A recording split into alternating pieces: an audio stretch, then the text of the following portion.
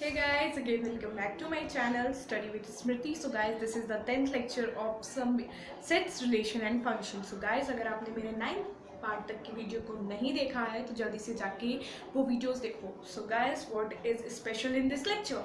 So guys, from today and from this lecture we are going to start the next topic, which is functions. Functions. Finally we are here. So guys, function को पढ़ने से पहले हमें कई सारी ऐसी चीज़ें हैं जो बहुत ज़्यादा जाननी ज़रूरी है. जैसे कि आपके ग्राफ्स हो गए. आप तो कहोगे ग्राफ आप तो हम 9-10 से पढ़ के ही आ रहे हैं, लेकिन नहीं गाइस, यहाँ हमें कई सारी नई ग्राफ मिलेंगी. आपको ग्राफ में भी कई सारी नई चीज़ें मिलेंगी, जैसे कि हो गया आपका increasing and decreasing graph, range, domain, और उसमें कई सारे क्लोज्ड ब्रैकेट्स और ओपन ब्रैकेट्स उसमें भी, और कई सारे जैसे कि आपका फिलिंग सर्कल और एम्प्टी सर्कल, ये भी क्या होता है, ये सब हम इस लेक्चर के जरिए जानेंगे. तो चलिए स्टार्ट करते हैं. तो गाइस, सबसे पहले जो हम आज इस लेक्चर में पढ़ेंगे वो है हमारा ब्रैकेट. सबसे पहले जानते हैं ब्रैकेट. ब्रैकेट जो है, आप कहोगे कि ऑफ कोर्स हमें ब्रैकेट के बारे में मालूम है कि ब्रैकेट क्या होते हैं.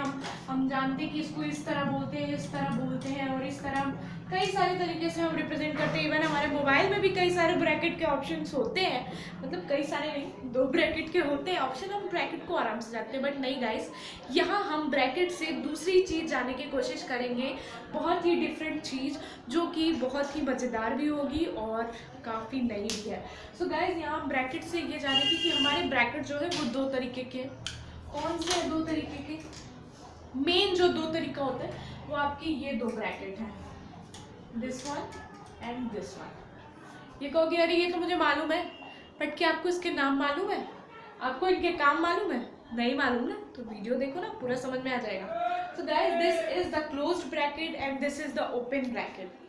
क्लोज्ड ब्रैकेट और ओपन ब्रैकेट में डिफरेंस क्या है? This is closed bracket and this is open bracket. So guys, closed bracket जो होता है उसमें क्या होता है और ओपन ब्रैकेट में क्या होता है? ये क्लोज्ड ब्रैकेट में आपके जो भी अंदर नंबर दिए हैं वो इन्वॉल्व होंगे, और ओपन ब्रैकेट के अंदर जो नंबर दिए हैं वो इन्वॉल्व नहीं होंगे. मतलब कैसे, आपने बोली मुझे कुछ समझ में नहीं आया, मैं बताती हूँ. सपोज आपको इस तरह का नंबर दिया है 2 and 9, ठीक है.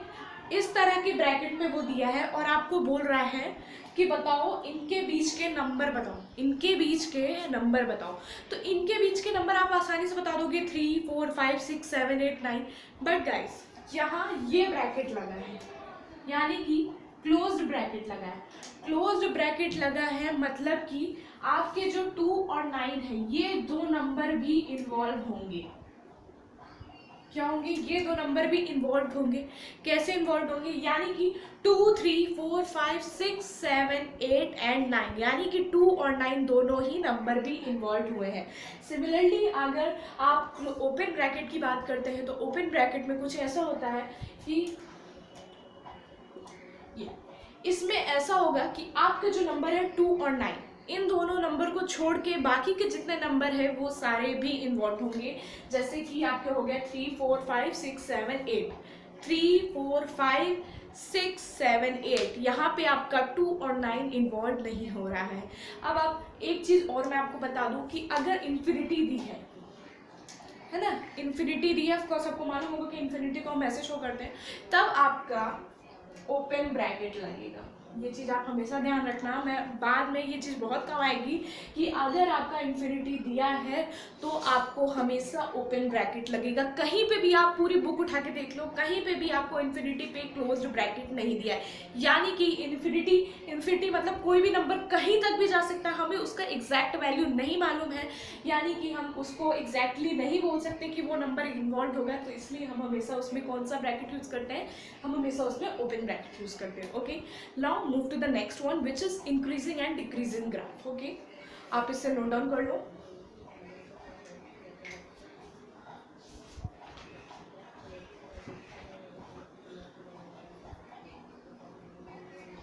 ओके, आई होप गाइस आपने नोट कर लिया होगा. ऐसे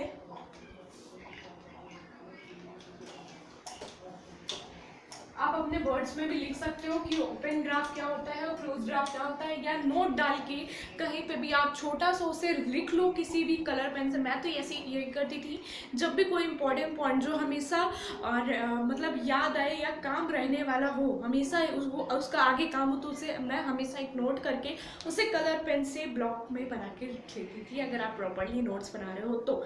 ठीक है, now move to the increasing and decreasing graph. Increasing and decreasing graph, ये भी आप कहोगे ये भी हमारा पढ़ा हुआ है, ये भी कोई नई चीज नहीं है, तो मैं इसमें कह सकती हूँ कि हाँ, ये आपकी कोई नई चीज नहीं है, ये आपको पढ़ा हुआ होगा। ठीक है, तो इंक्रीजिंग ग्राफ देखते हैं कि कैसा बनता है इंक्रीजिंग ग्राफ।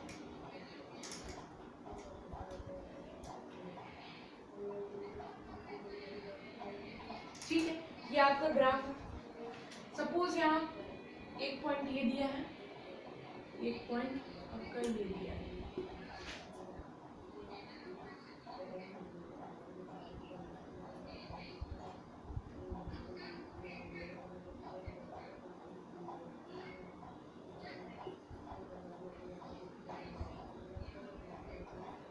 थोड़ा टेढ़ा बन गया है, मैनेज कर लेना आप लोग। ये देखो, हमें दिख रहा है ना कि ये इंक्रीजिंग की तरफ, मतलब ये बढ़ रहा है, घट तो नहीं रहा है। हम ऐसा उल्टा तो देखते नहीं, ऑफ कोर्स हम ऐसे देखते हैं। तो आप देखो ये कैसे बढ़ रहा है। ये कौन सा आपका ग्राफ हो गया, ये आपका हो गया इंक्रीजिंग ग्राफ।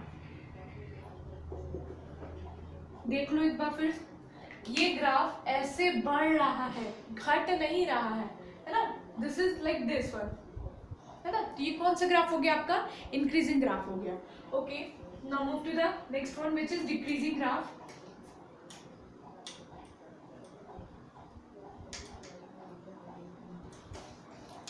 डिक्रीजिंग ग्राफ जो है, सपोज इस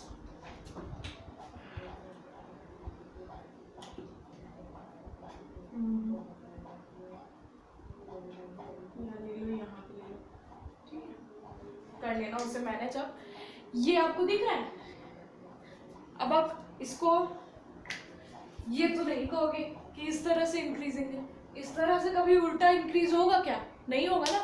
this is the decreasing graph, see this is the decreasing graph, decrease हो रहा है ये।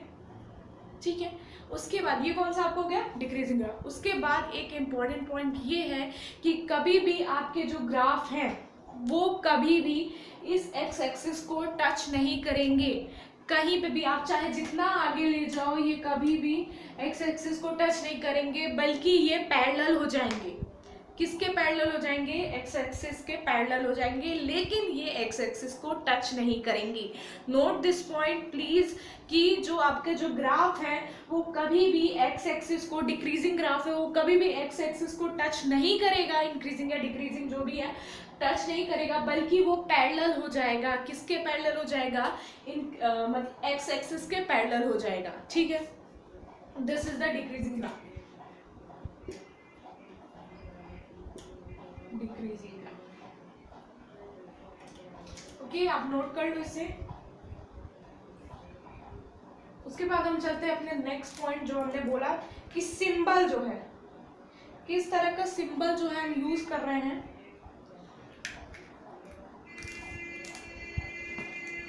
Next one is symbol. ठीक है, चलो, मे आई रब दिस।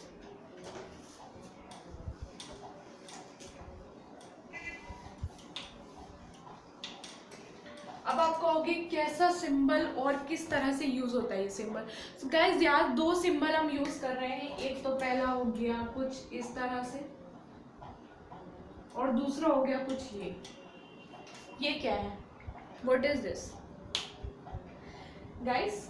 ये सर्कल फिल्ड है और ये सर्कल एम्प्टी है, मतलब आप इसको नॉर्मली सर्कल बोल दो, इसको फिल्ड सर्कल बोल दो। अब क्या काम है इसका और ये क्यों हम पढ़ रहे हैं, Why we study about this? Guys, इसका ग्राफ में काम आता है। किस तरह से ग्राफ में काम आता है?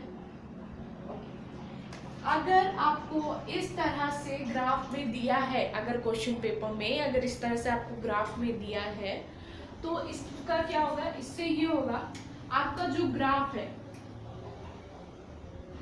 वो इन्वॉल्व होगा, ग्राफ इन्वॉल्व होगा, या हम कह सकते हैं कि जो पॉइंट्स है वो इन्वॉल्व होंगे। लेकिन ये अगर इस तरह का खाली गोला बीच में ग्राफ के बना के दे दिया है, इसका मतलब है कि आपका जो ग्राफ है वो इन्वॉल्व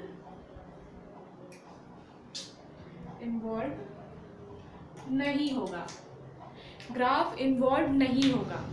एक बार फिर से आप देखो, इसे नोट करो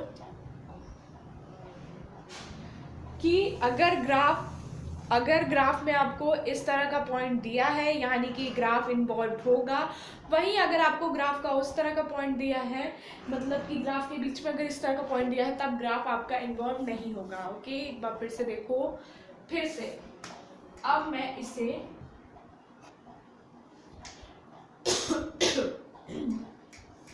ग्राफ में समझाती हूँ। ऐसे तो ठीक है, जान लिया हमने, लेकिन हमें देखना भी तो चाहिए कहाँ यूज हो रहा है, कैसे यूज हो रहा है।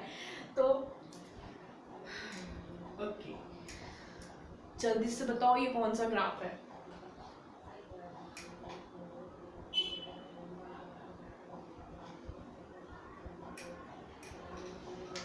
ये क्या किया आपने, यहाँ पे फील्ड गोला भर दिया या खाली गोला भर दिया, तो ये क्या है, यहाँ ग्राफ, और मतलब यहाँ से ग्राफ वो खत्म नहीं हुआ है, ग्राफ और भी आए जा रहा है, आए जा रहा है, आए जा रहा है, आए जा रहा है, आए जा रहा है, आए जा रहा है। लेकिन यहाँ पे आपका ग्राफ जो है वो खत्म हो चुका है, मतलब कि यहाँ पे आपका ग्राफ इन्वॉल्व जरूर है पर यहाँ नहीं है। यहाँ पे आपको मालूम है कि ग्राफ खत्म हो गया है या ग्राफ है ना। जैसे कि यहाँ पे आप बोल सकते हो कि यहाँ पे कोई पॉइंट है ना, लेकिन हमें ये कहाँ से आ रहा है, क्यों आ रहा है, कब आ रहा है, इसका हमें कोई अता पता ठिकाना नहीं है कि वो आखिर कहाँ से आ रहा है और वो क्यों है। लेकिन यहाँ इसका हमें जरूर मालूम है कि ये इस पॉइंट में मान लो x = 3 पे ये आपका ग्राफ बन रहा है, यानी कि यहाँ पे ये ग्राफ आपका इन्वॉल्व हो रहा है, ये पॉइंट आपका इन्वॉल्व हो रहा है वही। लेकिन उसका हमें नहीं मालूम कि वो इन्फिनिटी से आ रहा है, माइनस इन्फिनिटी से आ रहा है, कहाँ से आ रहा है, हमें कुछ नहीं मालूम। ठीक है, देख लो आप एक बार।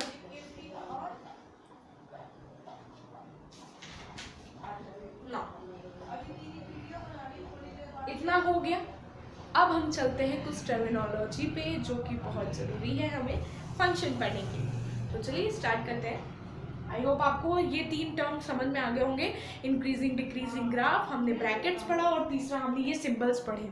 ठीक है, चलिए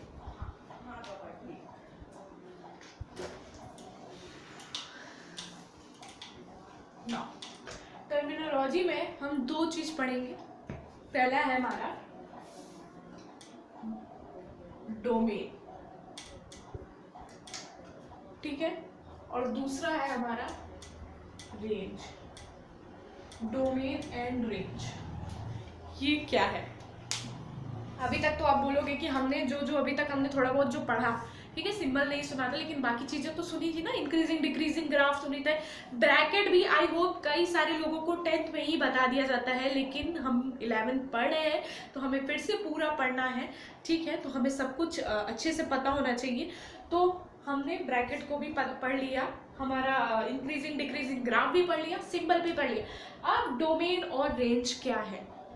ये तो कुछ नए टर्म जैसा लग रहा है, कुछ नया लग रहा है जो अभी तक हमने नहीं पढ़ा, नहीं सुना है ना। तो क्या होता है? तो डोमेन जो है, अगर मतलब आपका ग्राफ, मैं आपको ऐसे समझाती हूँ, ग्राफ आपका एक्स एक्सिस में कहाँ से कहाँ तक फैला है वो हम डोमेन से बताएंगे, डोमेन के जरिए बताएंगे। और वाई एक्सिस में ग्राफ कहाँ से कहाँ तक फैला है ये हम रेंज के जरिए बताएंगे। I repeat, domain is the x axis. हम ऐसा बोलते हैं the projection of graph on the x axis. I repeat, the projection of graph on the x-axis is domain and the projection of graph on the y-axis is range. आप लिख लेना इस point को कि डोमेन क्या होता है और रेंज क्या होता है। हमने सेट्स में भी थोड़ा बहुत, आई होप मैं बताई होंगी आपको कि सेट्स में भी हमने जो ये दो एरो डायग्राम जो पढ़े थे उसमें जो आपका ये डोमेन हो जाता है और ये रेंज हो जाता है। ये क्या था, ये अभी आपको मेन 12th में पढ़ना है, ये कुछ ज़्यादा ज़रूरी नहीं है अभी आपके लिए, लेकिन हाँ 12th में ये आपको पढ़ेंगे डोमेन, रेंज, को डोमेन, ये तीनों चीज़ हम पढ़ेंगे किसमें, 12th में। ये 12th में बहुत ज़रूरी है, ठीक है। तो चलिए आगे हम पढ़ते हैं अब। ओके, हाँ तो मैंने आपको क्या बताया, एक मिनट, द प्रोजेक्शन ऑफ, मैं लिख देती हूँ, एक minute,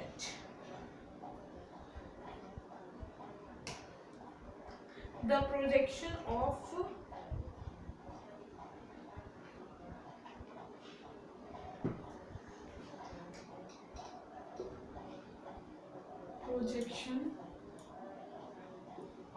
graph on x-axis is called as domain. Similarly, the projection of graph on y-axis is called as range. ठीक है, हमने ऐसे तो समझ लिया, हमने मतलब थ्योरेटिकल तो समझ लिया, लेकिन हमें ग्राफिकल भी समझना जरूरी है कि ग्राफिकल हम कैसे पता करेंगे कि किस तरह के ग्राफ में हम उसको कैसे हम पता करेंगे कि रेंज कौन सा है, डोमेन कौन सा है, ठीक है। तो आप इसको नोट डाउन कर लो, तब तक मैं आपको बताती हूँ कि डोमेन और रेंज क्या है, ठीक है। आई होप आपने कर लिया होगा। तो सबसे पहले डोमेन देखते हैं, बारी बारी देखेंगे तो हमें ज़्यादा अच्छे से समझ में भी आएगा और इजी भी हो जाएगा, ठीक है। तो जैसे कोई एक ग्राफ ले लो, जो सीधा नहीं बनता बस, ठीक है। एक ग्राफ हमने लिया, एक ग्राफ बस एक वाई एक्सिस और एक एक्स एक्सिस बना दिया और कुछ नहीं किया हमने, ठीक है। यहाँ हमने एक पॉइंट ले लिया 1 और एक पॉइंट ले लिया 3 on the x axis, ठीक है। अब आप कहोगे कि इसको भी भर दो, चलो ठीक है, इसको भी हम भर देते हैं 1 और 5। लेकिन अब इसका बोला है कि इसका डोमेन क्या होगा, इसका डोमेन क्या होगा। अभी हमने तुरंत पढ़ा the projection of graph on the x axis is domain, यानी कि आपका ग्राफ कहां से कहां तक इन्वॉल्व है, एक्स एक्सिस में 1 से लेके 3 तक। कहीं उसके आगे दिख रहा है या उसके पीछे कहीं दिख रहा है, कहीं नहीं दिख रहा है, सिर्फ 1 से लेके 3 तक में हमारा डोमेन है, देखा आपने।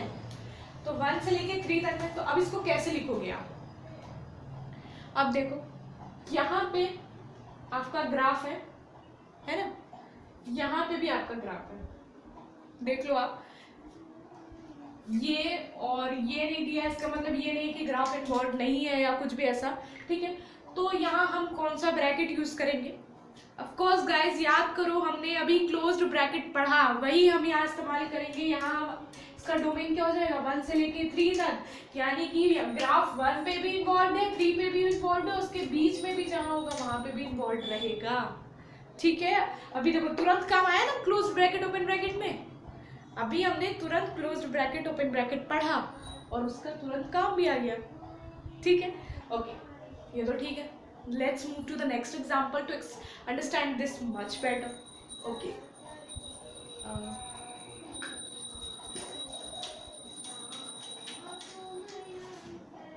Suppose एक ग्राफ आपको ये दिया है, ठीक है, यहाँ एक पॉइंट दिया है, यहाँ एक पॉइंट दिया है, ये खाली गोला है, ये भरा हुआ गोला है। This is the point 3 and this is the point -3, ठीक है।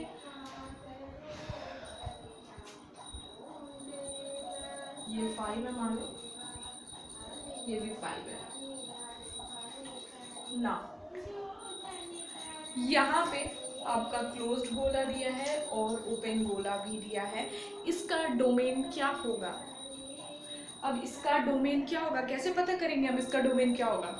जल्दी से मुझे कमेंट सेक्शन में बताओ इसका डोमेन क्या होगा। आप देखो, चलो ठीक है, एक्स एक्सिस में आपका ग्राफ कहाँ से कहाँ तक फैला हुआ है? -3 से 3 तक, है ना? -3 से 3 तक में आपका एक्स एक्सिस में ग्राफ फैला। तो इसका डोमेन क्या होगा? इसका डोमेन क्या होगा? इसका डोमेन हो जाएगा -3 से 3 तक। ठीक है, -3 से 3 तक तो हो जाएगा। अब ये देखो, क्या -3 पे ग्राफ इन्वॉल्व है? ऑफ कोर्स है। पर क्या 3 पर ग्राफ इन्वॉल्व है? सोचो सोचो, -3 पे ग्राफ इन्वॉल्व दिख रहा है अभी हमें, लेकिन 3 पे ग्राफ इन्वॉल्व नहीं है। तो मैंने आपको अभी बताया कि जब ग्राफ इन्वॉल्व होता है तब ये ब्रैकेट यूज करते हैं, और जब ग्राफ इन्वॉल्व नहीं होता है तब हमारे ये ब्रैकेट यूज करते हैं। ठीक है, तो यानी कि -3 के पास ये ब्रैकेट और 3 के पास ये ब्रैकेट। अब आप लोग सोचोगे क्या दोनों एक साथ लग सकता है? सोचोगे, सबके दिमाग में आएगा क्या ये क्लोज्ड ब्रैकेट और ओपन ब्रैकेट क्या दोनों एक साथ लग सकता है? बिल्कुल लग सकता है, तभी तो मैंने लगाया। यानी कि जहां आपका ग्राफ इन्वॉल्व है वहां पे क्लोज्ड ब्रैकेट, और जहां ग्राफ इन्वॉल्व नहीं है वहां पे ओपन ब्रैकेट लगेगा। आई थिंक अब आप लोगों को हमारा क्लोज्ड ब्रैकेट, ओपन ब्रैकेट का, सिंबल्स का और डोमेन का ये 3 कॉन्सेप्ट एक साथ क्लियर हुए होंगे।